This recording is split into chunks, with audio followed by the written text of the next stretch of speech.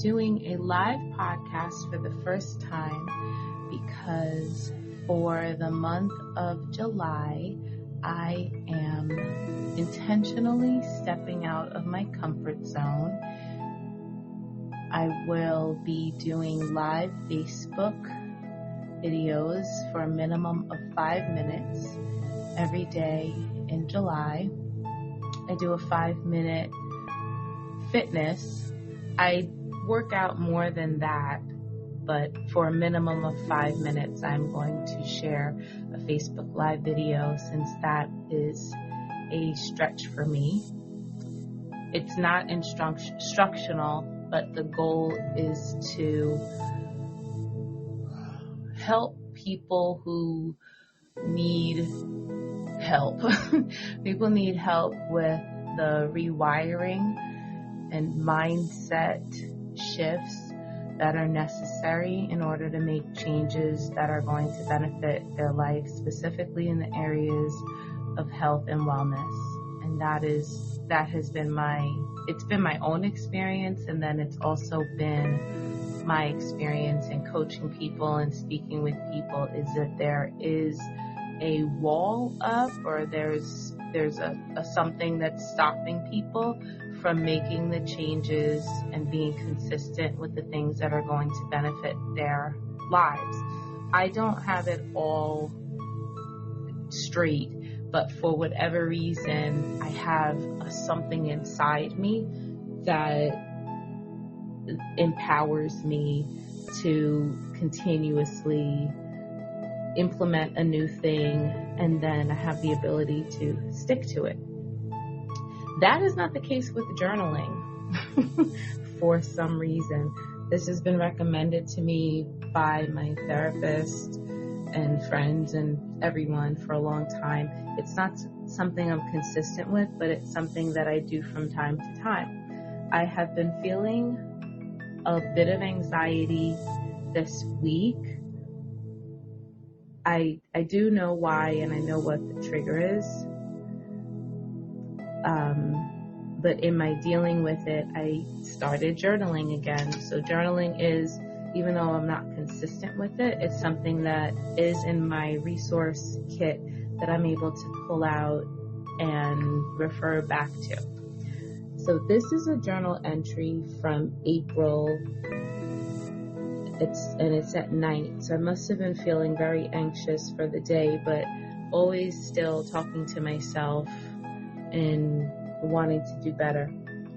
So I'm going to read verbatim what I wrote on this day as I was talking to myself.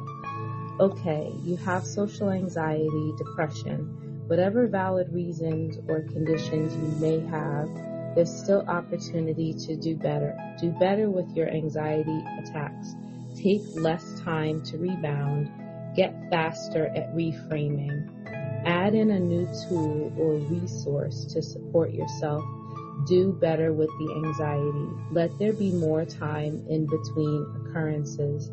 Let it be less debilitating. Add more things to your gratitude list. Do better and let the intensity be less. Do better with your words to yourself and the people around you who may be part of the experience. Do better. So that is what I wrote to myself on that day in April. And then 8 days later, I didn't read this first. I'm just going to go ahead and read it live because that's what I'm doing. Just working on being less inhibited and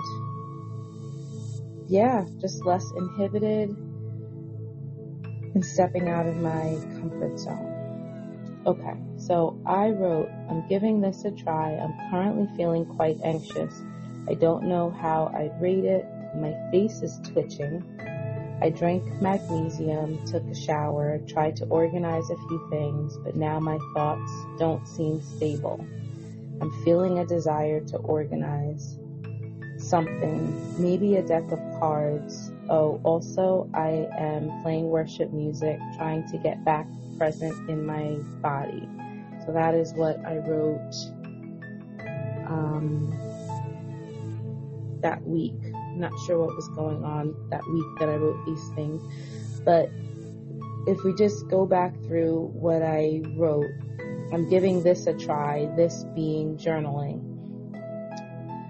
I'm currently feeling quite anxious. That's feeling words. My therapist never lets me leave a session without saying what I'm feeling. It's been annoying and extremely helpful in my overcoming journey. So thank you, best therapist ever, for that.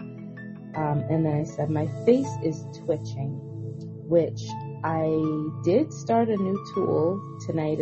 I read the book, The 5 Resets.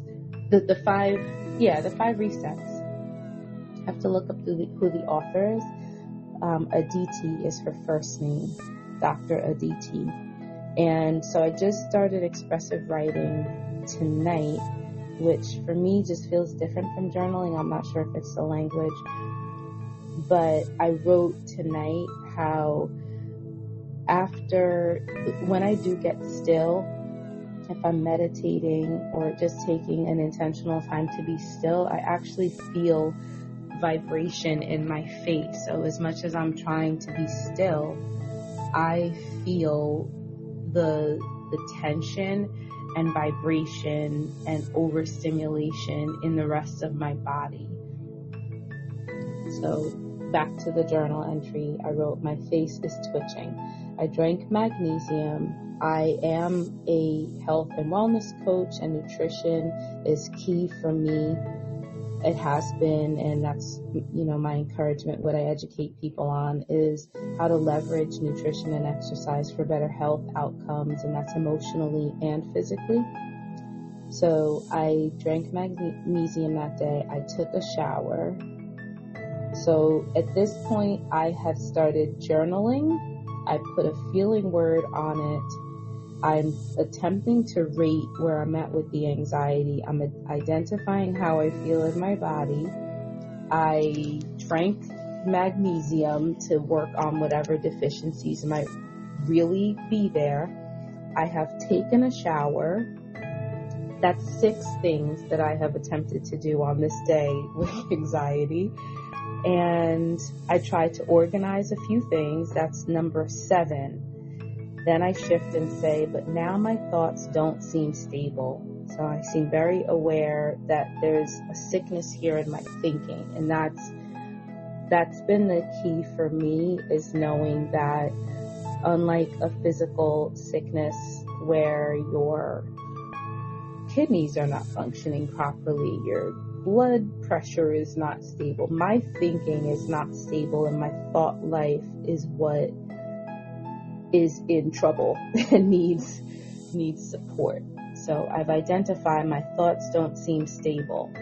So I'm clear that whatever I'm thinking is not real right now, and I need to get better thoughts.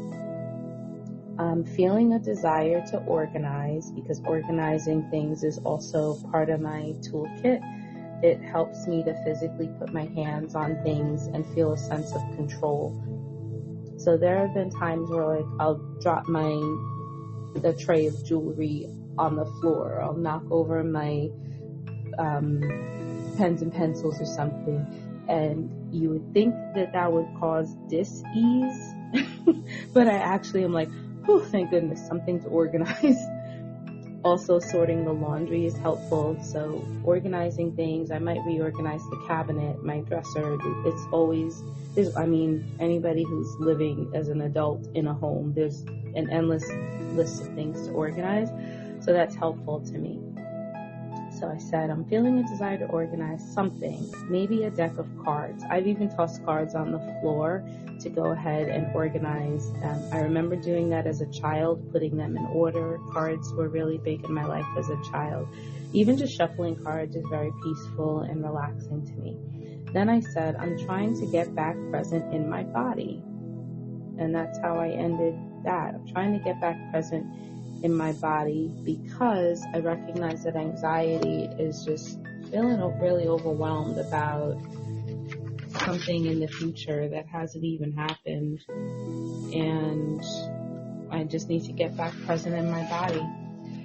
So now I'm curious, and I'm just looking back through my journal. Anxiety is a key word, so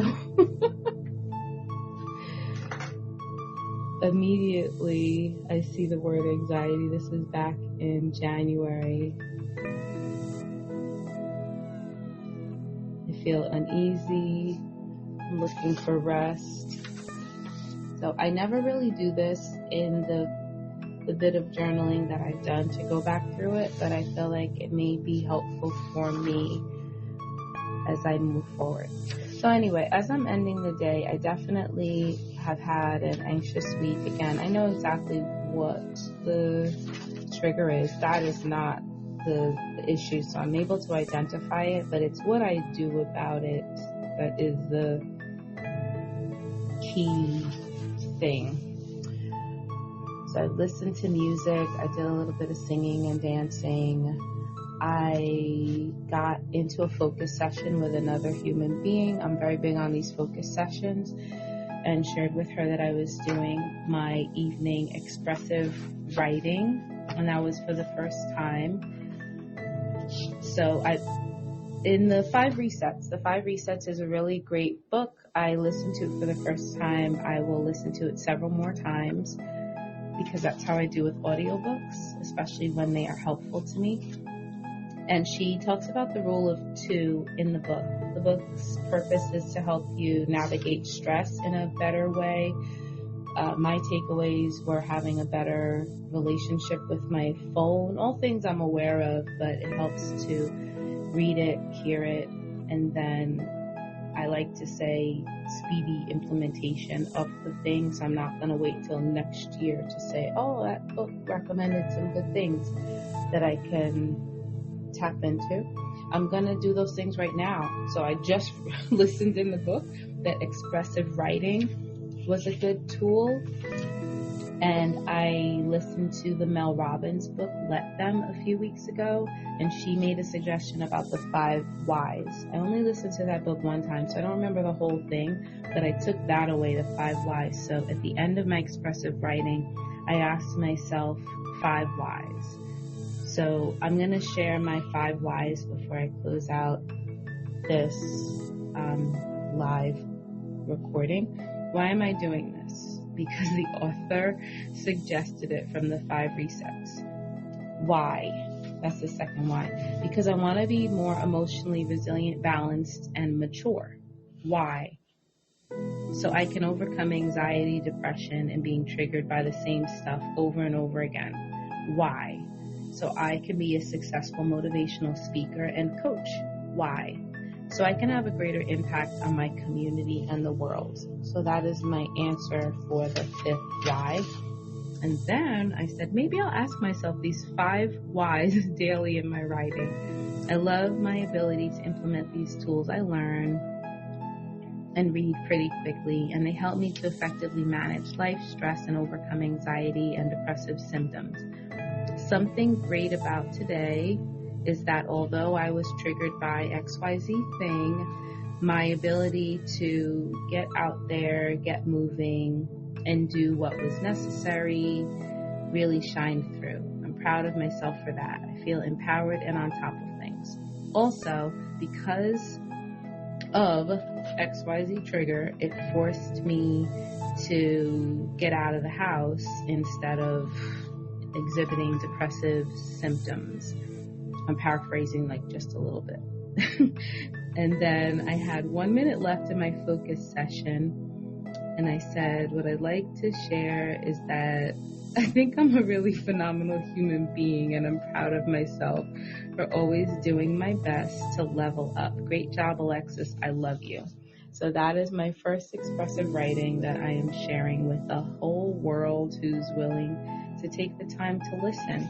I am getting much, much better at self-compassion, self-love, and it's showing up in my writing. So, yay. And that's what I hope for everyone. If we would all just level up in those areas, I think we wouldn't be burdening other people with it.